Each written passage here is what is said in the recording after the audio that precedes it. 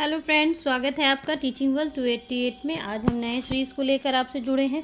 मैंने जो सीरीज़ आपको करा रखी है यानी कि फंडामेंटल ड्यूटीज़, उसके कुछ क्वेश्चंस छूटे हुए थे जो मैं आज पूरा करूंगी इस क्लास में। ठीक है फ्रेंड्स, और जो अभी आगे भी मैंने एक अध्याय शुरू करना है, ये कंप्लीट हो जाए उसके बाद वो मैं एक अध्याय और शुरू करूँगी।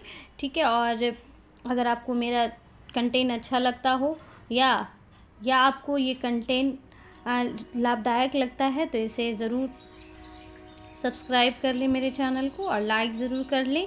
आइए बिना देरी किए हम आपको क्लास की ओर ले चलते हैं। ठीक है फ्रेंड्स, तो क्वेश्चन नंबर देखिए, मैंने 10 तक कराया था, ये 11 आपके लिए तो महत्वपूर्ण है ये सारे सवाल, क्योंकि ये हर एग्ज़ाम्स में आते हैं। तो आइए देखते हैं क्वेश्चन 11 क्या कह रहा है। भारत के क्वेश्चन नंबर 11 क्या कह रहा है, भारत के प्रत्येक नागरिक का कर्तव्य होगा प्राकृतिक पर्यावरण का संरक्षण एवं सुधार शामिल है।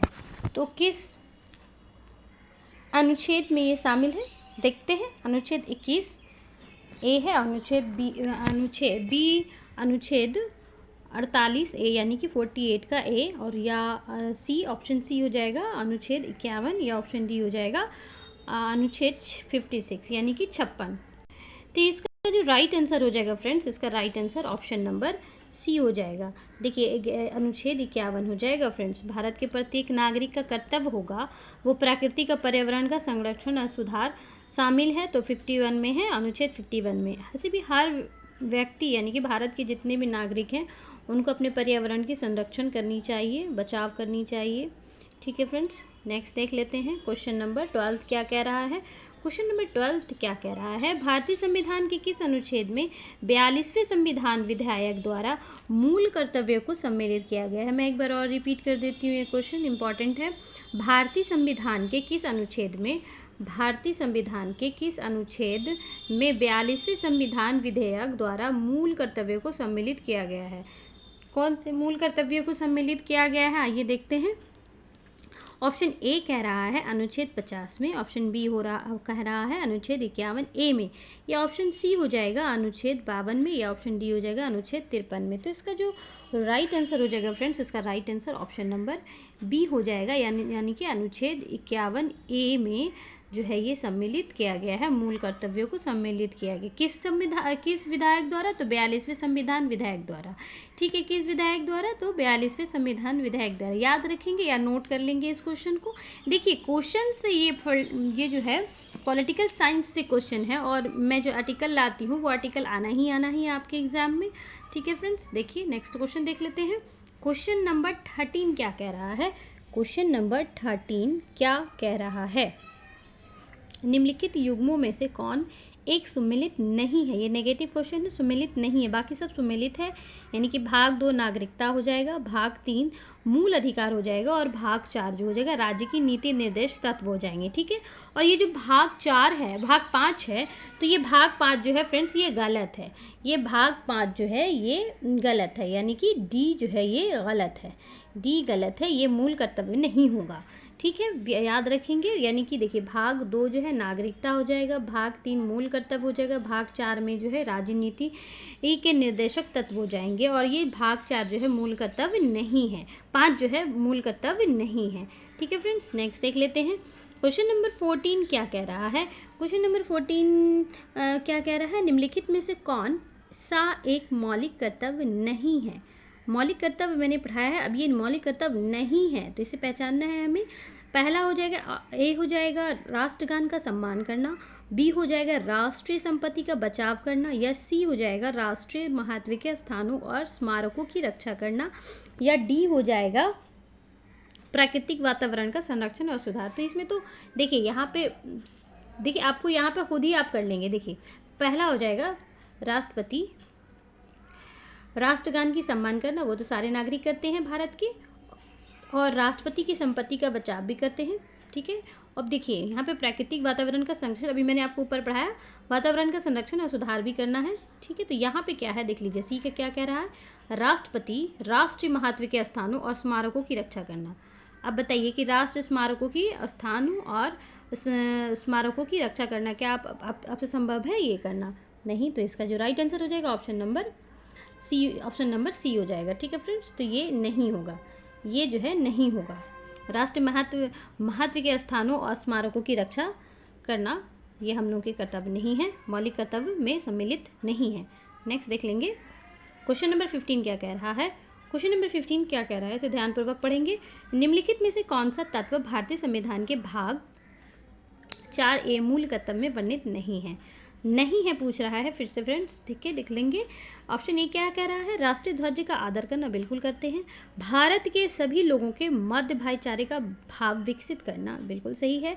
और अपने माता पिता और गुरुओं का आदर करना, ये भी सही है। यानी कि देखिए भारतीय संविधान के भाग 4A के मूल कर्तव्य में वर्णित नहीं है पूछ रहा, नहीं है। हमारी समग्र संस्कृति के मूल्यवान धरोहर की रक्षा करना, क्या कह रहा है, सम्मिलित नहीं है। किसमें सम्मिलित नहीं है, तो मूल कर्तव्य में सम्मिलित नहीं है। देखिए हाँ, आपको फिर से बताते हैं, ये जो राष्ट्र ध्वज का आदर करना ये मूल कर्तव्य में सम्मिलित है, ठीक है। भारत के सभी लोगों के मध्य भाईचारों का भाव विकसित करना ये भी सम्मिलित है। हमारी समग्र संस्कृति के मूल्यवान धरोहर है, बिल्कुल है। धरोहर की रक्षा करना चाहिए, बिल्कुल सही बात है, धरोहर की रक्षा करना चाहिए। हमारी संस्कृति की मूल्यवान जो धरोहर है उसकी हम लोगों को करना चाहिए। और देखिए यहाँ पे क्या है, संविधान के किस भाग में यानी कि 4A के मूल कर्तव्य में वर्णित नहीं किया गया है, तो किस में नहीं किया गया है, तो देखिए ये जो है ऑप्शन ये सी, तो इसमें अपने माता पिता और गुरुओं का आदर करना ये सम्मिलित नहीं है। किसमें, मूल कर्तव्य में अपने माता पिता और गुरुओं का आदर करना सम्मिलित नहीं है, याद रखेंगे। इसी के साथ नेक्स्ट देख लेते हैं। क्वेश्चन नंबर 16 क्या कह रहा है, मूल कर्तव्य का उल्लेख संविधान में कब किया गया? मूल कर्तव्य का उल्लेख संविधान में कब किया गया? मैंने आपको ऊपर पढ़ाया है थ्योरी में फ्रेंड्स। देखिए ऑप्शन ए क्या कह रहा है, संविधान निर्माण के समय, बी है 26 जनवरी 1950 के समय, या सी हो जाएगा 42वें संविधान संशोधन में, या डी हो जाएगा 41वां संविधान संशोधन में। तो इसका जो राइट आंसर हो जाएगा फ्रेंड्स, इसका right answer option number C हो जाएगा, 42वें संविधान संशोधन में। मूल कर्तव्य का उल्लेख संविधान में कब किया गया? कब किया गया पूछ रहा है, मूल कर्तव्यों का उल्लेख संविधान में कब किया गया, किसके द्वारा किया गया, तो 42वें संविधान संशोधन द्वारा किया गया, इसके बाद किया गया, ठीक है। राइट आंसर जो हो जाएगा ऑप्शन सी हो जाएगा। नेक्स्ट देख लेते हैं, क्वेश्चन नंबर 17 देख लेते हैं क्या कह रहा है। एक नागरिक के मूल कर्तव्य में निम्न में कौन सा सम्मिलित नहीं है? सम्मिलित नहीं है फ्रेंड्स, ये सब सारे क्वेश्चन नेगेटिव है, ठीक है, देख लेंगे। एक नागरिक के मूल कर्तव्य में निम्न यानी कौन सा सम्मिलित नहीं है, यहाँ में देखिए कौन सा सम्मिलित नहीं है कह रहा है, नहीं है, तो देख लेंगे हम लोग, इसका नंबर देख लेंगे। ए क्या कह रहा है, ए कह रहा है प्राकृतिक पर्यावरण की रक्षा और उसका संवर्धन, ठीक है, उसका संवर्धन, ठीक है। बी क्या कह रहा है, बी कह रहा है स्वतंत्रता के लिए हमारे राष्ट्रीय आंदोलन को प्रेरित करने वाले उच्च आदर्शों को संजोए रखें और उनका पालन करें, ठीक है। अच्छा, और सी क्या कह रहा है, अस्पृश्यता मिटाने की ओर प्रयास करें, सही है।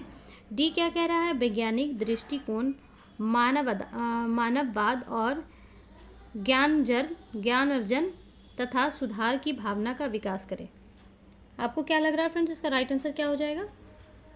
इसका राइट आंसर क्या हो जाएगा? इसका right answer option number C हो जाएगा, अस्पृश्यता मिटाने की ओर प्रयास करें। तो इसका आप देख लेते हैं क्वेश्चन क्या कह रहा है, सही से मिलान कर लेते हैं सही से। एक नागरिक के मूल कर्तव्य में निम्न में कौन सा सम्मिलित नहीं है कह रहा है, बाकी ये सारी चीज़ है लेकिन नहीं कह रहा है, तो नहीं जो है सम्मिलित वो जो है ऑप्शन सी हो जाएगा, अस्पृश्यता मिटाने की ओर प्रयास करें, ये मूल कर्तव्य में शामिल नहीं है, ठीक है। नेक्स्ट देख लेते हैं, क्वेश्चन नंबर 18 क्या कह रहा है, निम्न में से कौन भारतीय संविधान के अंतर्गत मौलिक कर्तव्य में सम्मिलित नहीं है? ये भी नहीं है। फिर से रिपीट करते हैं फ्रेंड्स क्वेश्चन, निम्न में से कौन भारतीय संविधान के अंतर्गत मौलिक कर्तव्यों में देखिए यहाँ पे अंडरलाइन कर देते हैं, मौलिक कर्तव्यों में सम्मिलित नहीं है, नहीं है कह रहा है। आइए देखते हैं कौन सा नहीं है। ए हो जाएगा देश की रक्षा करना एवं राष्ट्र की सेवा करना। बी हो जाएगा हमारी सामाजिक संस्कृति की गौरवशाली गौरवशाली परंपरा का महत्व समझना और उसका परीक्षण करना, सही है। सी है ग्राम पंचायत को गठन में सहायता करना। और ऑप्शन डी हो जाएगा सार्वजनिक संपत्ति को सुरक्षित रखना एवं हिंसा से दूर रखना। देखिए ये सारे क्वेश्चन जो है हम लोग पॉजिटिव क्वेश्चन पढ़ते हैं, और ये जो नेगेटिव क्वेश्चन है इसे प्लीज़ आप लोग जो है नोट कर लें, ताकि आपके आने वाले आगामी परीक्षा में TRE 4 या फिर BPSC 72वीं प्रीलिम्स में ये बहुत उपयोगी क्वेश्चंस हैं। देखिए BPSC 72वीं प्रीलिम्स जो क्वेश्चंस जो एग्ज़ाम्स होते हैं उसके जो पैटर्न हैं, उसके जो क्वेश्चंस के लेवल हैं वो इसी टाइप के हैं। तो प्लीज़ 72वीं वाले ध्यान दें। अगर आप इसको नोट कर सकते हैं या इसको 2 बार 3 बार रिवीजन करके देख सकते हैं तो देख लिया कीजिए। ये क्वेश्चंस बहुत इंपॉर्टेंट है। नेगेटिव है देश की रक्षा करना एवं राष्ट्र की सेवा करना, हमारी सामाजिक संस्कृति की गौरवशाली परंपरा का महत्व समझना और उसका परीक्षण करना। ऑप्शन सी हो जाएगा ग्राम पंचायतों के गठन में सहायता करना। तो ये तो पहले ही यहाँ पर है फ्रेंड्स, ये ग्राम पंचायत की सहायता करना और ये करना नहीं। देखिए क्वेश्चन नंबर 19 देख लेते हैं अब हम लोग। क्वेश्चन नंबर 19 यानी कि लास्ट है क्वेश्चन ये। क्वेश्चन नंबर 19 क्या कह रहा है, निम्न में से किस एक का संरक्षण भारतीय नागरिक का मूल कर्तव्य है। ये आया पॉजिटिव क्वेश्चन फ्रेंड्स। निम्न में से किस एक का संरक्षण जो है जो भारतीय नागरिक का मूल कर्तव्य है। तो देख लेते हैं मूल कर्तव्य क्या है। ऑप्शन ए हो जाएगा ग्राम पंचायत, ऑप्शन बी हो जाएगा राष्ट्रध्वज, या ऑप्शन सी हो जाएगा अनुसूचित जाति, अनुसूचित जनजाति, या डी हो जाएगा वन्य प्राणी।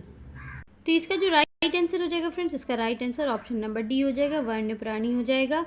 ठीक है, मूल्य कर्तव्य है तो वन्य प्राणी। ठीक है, याद रखेंगे इसे या नोट कर लेंगे। नेक्स्ट देख लेते हैं, नोट कर लीजिएगा। ठीक है, और ये भाग 5 संघ है यानी कि यूनियन। इसमें राष्ट्रपति के जो चुनाव होते हैं इसके बारे में वर्णित किया गया है फ्रेंड्स। आइए देखते हैं, इसे प्लीज़ ध्यानपूर्वक पढ़ेंगे और समझने की कोशिश करेंगे या नोट कर लीजिए, ये बेहतर रहेगा आपको रिवीजन करने के लिए। ठीक है, देखते हैं अनुच्छेद यानी कि आर्टिकल 52 का जो पद है राष्ट्रपति देश।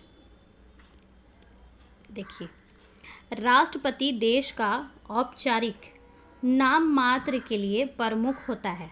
ठीक है, नाम मात्र के लिए प्रमुख होता है। औपचारिक प्रमुख के रूप में राष्ट्रपति का पद ब्रिटेन से लिया गया। कहाँ से लिया गया फ्रेंड्स, तो ब्रिटेन से लिया गया है। ये अनुच्छेद 52 में कहा गया है राष्ट्रपति के पद के बारे में। ठीक है, अब अनुच्छेद 53 क्या कह रहा है यानी कि आर्टिकल 53 क्या कह रहा है फ्रेंड्स, कार्यपालिका का औपचारिक प्रधान राष्ट्रपति होता है। कार्यपालिका का औपचारिक प्रधान राष्ट्रपति ही होता है, अर्थात सभी कार्य राष्ट्रपति के हस्ताक्षर के बाद किए जाएंगे।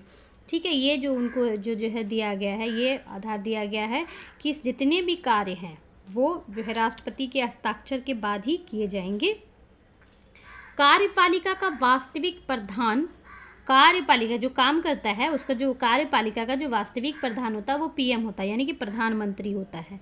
ठीक है, ये जो है आर्टिकल 53 में वर्णन किया गया है इसका। नेक्स्ट देख लेते हैं 54 क्या कह रहा है। मैंने आपको कहा कि इसे नोट कर लें। ठीक है, अगर आप अपना खुद का नोट्स बनाएंगे तो ज़्यादा बेहतर होगा फ्रेंड्स।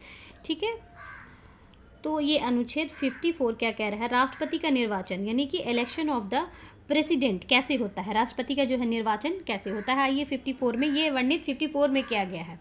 देखिए इससे क्वेश्चन बन सकता है ना, इससे क्वेश्चन बन सकता है। अनुच्छेद 54 ये कहा जाएगा कि किस लिए है, या फिर क्वेश्चन ये कहा जाएगा राष्ट्रपति का निर्वाचन जो है किस अनुच्छेद में इसका वर्णन है, राष्ट्रपति के निर्वाचन का जो है कार्य ये किस अनुच्छेद में वर्णन किया गया है। तो ये अनुच्छेद 54 में है।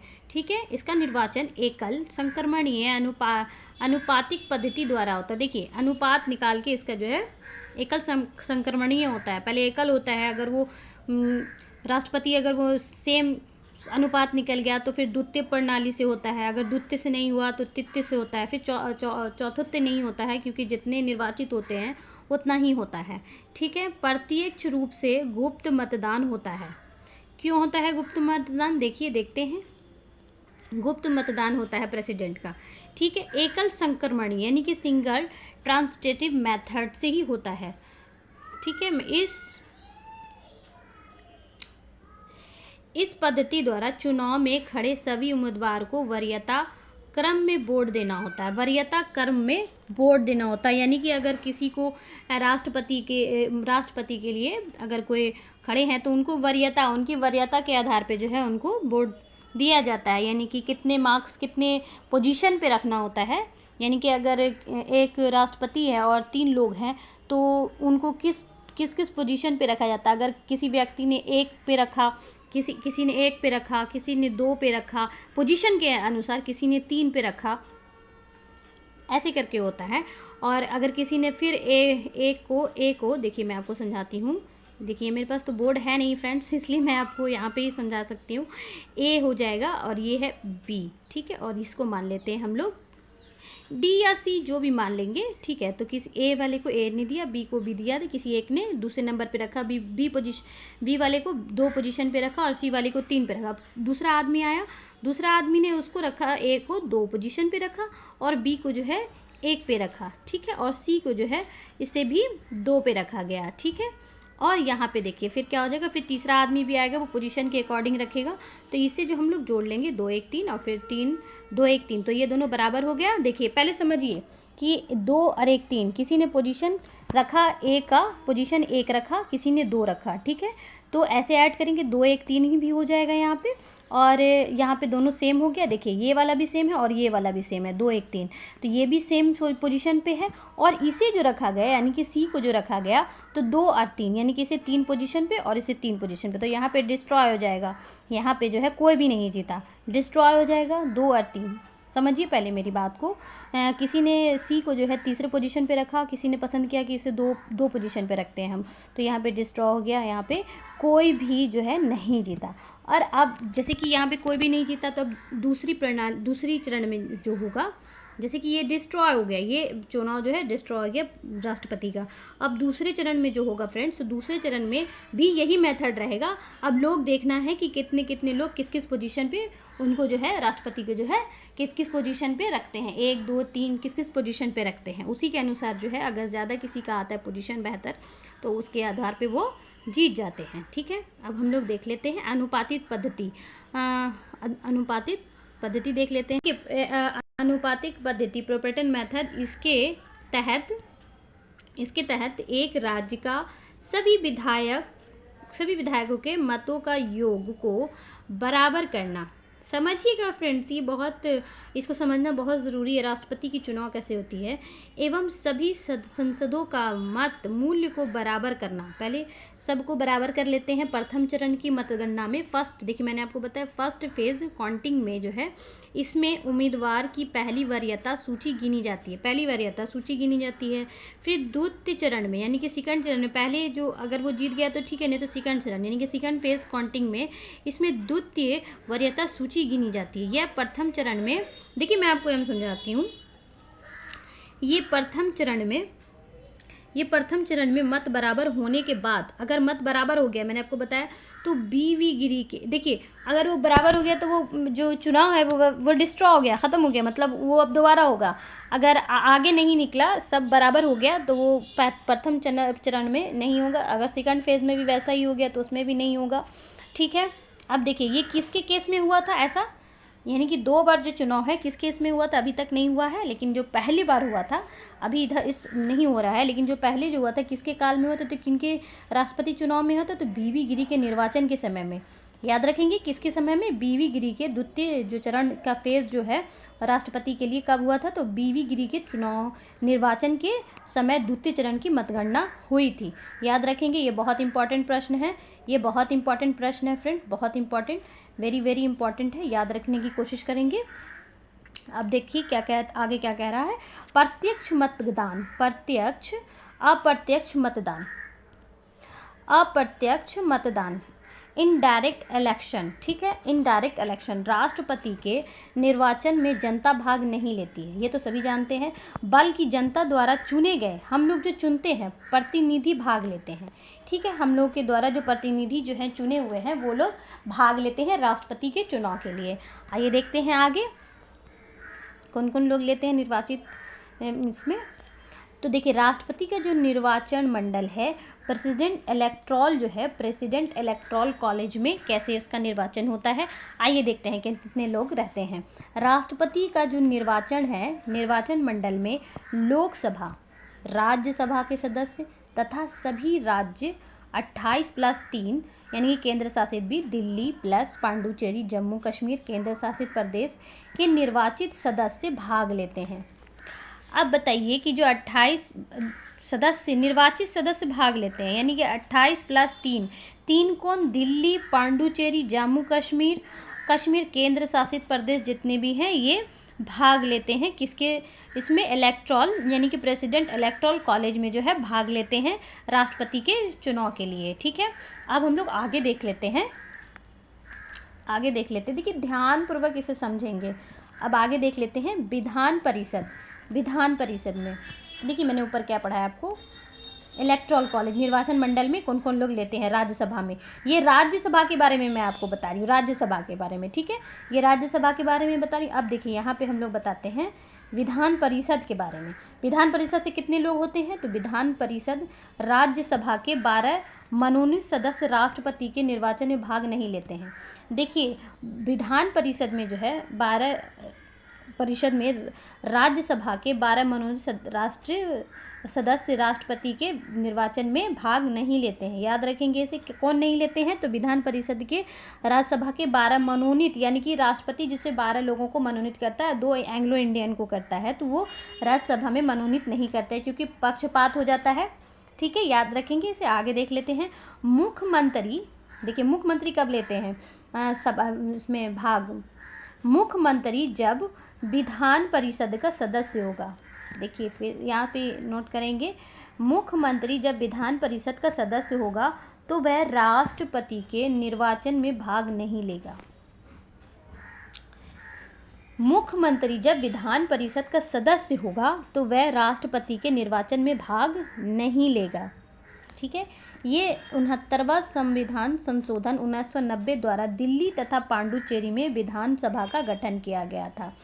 देखिए राज्यसभा में जितने भी लोग मनोनीत हैं, राज्यसभा के लोग तो देते ही हैं, लेकिन जिस राज्यसभा जिसके पास जो है जनसंख्या ज़्यादा है, तो दिल्ली पांडुचेरी और विधान जो है जम्मू कश्मीर इसकी ज़्यादा है, इसलिए ये 3 राज्य जो है राष्ट्रपति के चुनाव में जो है भाग लेते हैं। ठीक है, 70वां संशोधन 1990 द्वारा राष्ट्रपति के निर्वाचन मंडल में दिल्ली तथा पांडुचेरी को राष्ट्रपति के निर्वाचन मंडल में शामिल किया गया है। याद रखेंगे इसे, शामिल किया गया। ये यहाँ देखिए विधानमंडल यहाँ पे सही लिखा हुआ है। आइए ये स्ट्रक्चर के साथ बताया हुआ है फ्रेंड्स, मैं आपको बताती हूँ। देखिए ये विधानमंडल, ठीक है, ये विधानमंडल है। देखिए ये विधानसभा जो है, ये विधानसभा है, विधानसभा 28 है, 28 राज्य में विधानसभा है। ठीक है, विधानसभा 28 राज्य में है। और देखिए अब विधान परिषद जो है 6 राज्य में। देखिए कौन कौन से राज्य में है, तो बिहार यूपी हो गया, और और भी बहुत है, जैसे कि ऊपर जो है विधान परिषद ये यूपी और बिहार में है, नीचे महाराष्ट्र है और तमिलनाडु है, आंध्र प्रदेश है, ये सब है विधान परिषद, तो ये भाग नहीं लेते हैं। ठीक है, ये 6 राज्य जो है ये भाग नहीं लेते हैं। अगर इनके पास राज्यसभा, अगर इनके पास विधानसभा होता यानी कि सीट होती तो ये भी भाग लेते, लेकिन ये भाग नहीं लेते क्योंकि पूरा राज्य में क्योंकि पूरा राज्य में विधान परिषद नहीं है, इसलिए देखिए यहाँ डिफाइन भी किया गया, क्योंकि पूरे राज्य में विधान परिषद नहीं है इसलिए जो है ये राष्ट्रपति के निर्वाचन में यानी कि इलेक्शन में नहीं लेते हैं, भाग नहीं लेते हैं। अब आइए संसद को देखते हैं। ठीक है, संसद देखिए यहाँ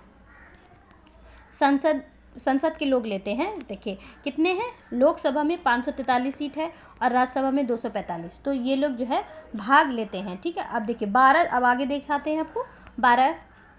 अब देखिए 12 जो मनोनीत सदस्य हैं, ये 12 मनोनीत सदस्य जो हैं ये 2 या 2 से अधिक राज्य की विधानसभा भंग भी रहेगी तो राष्ट्रपति का निर्वाचन करा लिया जाएगा। अगर 2 या 2 से अधिक राज्य जो है, राज्य की विधानसभा, विधान परिषद नहीं, विधान परिषद तो लेता ही नहीं है भाग फ्रेंड्स, विधानसभा के बारे में बोल रहे हैं। ठीक है, विधानसभा अगर भंग भी रहेगा तो राष्ट्रपति का निर्वाचन करा लिया जाएगा। ठीक है, क्योंकि राष्ट्रपति का निर्वाचन हर हाल में 6 महीने के अंदर करा लिया जाता है। कितने महीने के अंदर करा लिया जाता है? तो हर 6 महीने के अंदर करा लिया जाता है। राष्ट्रपति का निर्वाचन हर हाल में 6 महीने के अंदर करा लिया जाता है। देखिए, एक एमएलए विधायक के वोट का वैल्यू मान के लिया जाता है। अब देखिए नीचे देख लेते हैं, समझिए फ्रेंड्स। एक एमएलए राज्य का जनसंख्या, राज्य का कुल एमएलए इंटू 1000 के वैल्यू दिया गया है। एक एमपी यानी कि एक एमपी संसद के वोट का वैल्यू, एक एमपी संसद का वैल्यू कुल एमएलए का वोट है, कुल एमएलए का वोट है फ्रेंड्स। देखिए, हमें कुल निर्वाचन संसद की संख्या 543 है या 233 है, तो इसका वैल्यू निकाल लीजिए आप, उसके बाद उसका जो वैल्यू निकाल के है किया जाता है। ठीक है, याद रखेंगे इसे। अगर आपको नहीं समझ में आया तो ये क्वेश्चन फिर से इसको देख लेंगे। देखिए, विधानसभा के लोग जो है भाग लेते हैं, 28 राज्य भाग लेते हैं। अब 28 राज्य में भी जिसकी जनसंख्या ज़्यादा है विधानसभा की, जैसे कि जम्मू कश्मीर, पांडुचेरी और दिल्ली, इसकी जो है ज़्यादा सब 28 नहीं लेते, लेकिन ये 28 में भी इससे भी 3 लेते हैं। जिनकी जनसंख्या ज़्यादा है विधानसभा में वो ही निर्वाचन में भाग लेंगे राष्ट्रपति के। और देख लीजिए, विधान परिषद नहीं लेता है क्योंकि इसके पास विधानसभा नहीं है, इसलिए ये जो है नहीं लेता। अगर इसके पास भी होता तो ये लेते। ठीक है, और दो जो मैंने आपको ऊपर एंग्लो इंडियन के बारे में बताया, यहाँ पे देखिए 12 सदस्य मनोनीत सदस्य राष्ट्रपति के निर्वाचन में भाग नहीं लेते हैं। कब नहीं लेते हैं? देखिए, इलेक्टोरल कॉलेज के प्रेसिडेंट इलेक्टोरल कॉलेज, यानी कि अगर 28 में से 3 दिल्ली और पांडुचेरी, देखिए मैंने बताया कश्मीर केंद्र शासित प्रदेश निर्वाचित सदस्य भाग लेते हैं, लेकिन विधान परिषद राज्यसभा के, विधान परिषद मैंने कहा है, विधान परिषद राज्यसभा के 12 मनोनीत सदस्य राष्ट्रपति के निर्वाचन में भाग नहीं लेते। यहाँ क्लियर कर दिया गया है, यहाँ पे क्लियर कर दिया गया है, भाग नहीं लेते हैं। ये एकदम बहुत जेन्युइन क्वेश्चन है फ्रेंड्स, इसी सबसे क्वेश्चन बनते हैं। और ये यहाँ पे भी फिर से मैं रिपीट कर रही हूँ, मुख्यमंत्री जब विधान परिषद का सदस्य होगा वह राष्ट्रपति के निर्वाचन में भाग नहीं लेगा। अगर वह राज्यसभा का मुख्यमंत्री अगर विधान परिषद का सदस्य होगा तो वह राष्ट्रपति के चुनाव में भाग नहीं लेगा। ये 69वां संशोधन 1990 द्वारा दिल्ली तथा पांडुचेरी में विधानसभा का गठन किया गया था। इसे भी याद रखेंगे। 70वां संशोधन 1990 द्वारा राष्ट्रपति के निर्वाचन मंडल में दिल्ली तथा पांडुचेरी को राष्ट्रपति के निर्वाचन मामले में शामिल किया गया है। मात्र 3 राज्य है। कौन राज्य है? तो दिल्ली, पांडुचेरी और जम्मू कश्मीर से जो है निर्वाचन मंडल में शामिल किया गया है, याद रखेंगे। नेक्स्ट देख लेते हैं। अब देखिए यहाँ पे नोट्स है, थोड़ा सा देख लेते हैं क्या कह रहा है। भारत में 28 राज्य के वोट को मिलाने पर एमएलए का कुल वोट 5,49,495 वोट आता है। ठीक है, अब दूसरा है कुल एमपी के वोट को मिलाकर 5,49,498 के लगभग आता है, तो जिसका ज़्यादा होता है उसका हो जाएगा। ठीक है, तो विधान एमएलए का जोड़ के, दोनों का जोड़ के अनुपात निकाल के जो है उसे जोड़ लिया जाता है। इस प्रकार हम लोग शामिल होते भी हैं और नहीं भी होते हैं। ठीक है, हम लोग शामिल हो, क्योंकि हम लोग के प्रत्याशी शामिल होते हैं तो उनके पास जितनी भी वोट होती है उसको ऐड कर लिया जाता है, उसके अकॉर्डिंग कितना है तो उसको ऐड कर लिया जाता है। यानी कि हम लोग एक प्रकार से सम्मिलित होते भी हैं और नहीं भी होते। इस प्रकार राष्ट्रपति के चुनाव में कुल 11 लाख वोट लगभग पड़ते हैं। अब बताइए कि क्या 11 लाख लोग निर्वाचन केंद्र जाते हैं? क्या राष्ट्रपति के चुनाव में भाग लेते? नहीं लेते हैं। हम लोग के जो एमएलए एमपी होते हैं, जिन्हें हम वोट डालते हैं, जो हम लोग के प्रत्याशी होते हैं, उनके वोट को जोड़ के जो है 11 लाख वोट इकट्ठा करके उनको जो है राष्ट्रपति को जो है गुप्त रूप से चुनाव जिता दिया जाता है। यही है फ्रेंड्स, इसे याद रखेंगे। मेरा क्लास अगर आपको अच्छा लगा हो तो ज़रूर से ज़रूर सब्सक्राइब करें, ताकि आपको एक भी क्वेश्चन आपका छूट ना पाए, कुछ भी क्वेश्चंस आपके छूट ना पाए।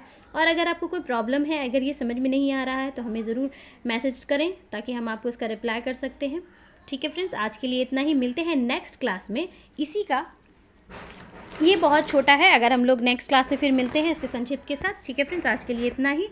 चैनल को सब्सक्राइब जरूर कर लें। धन्यवाद।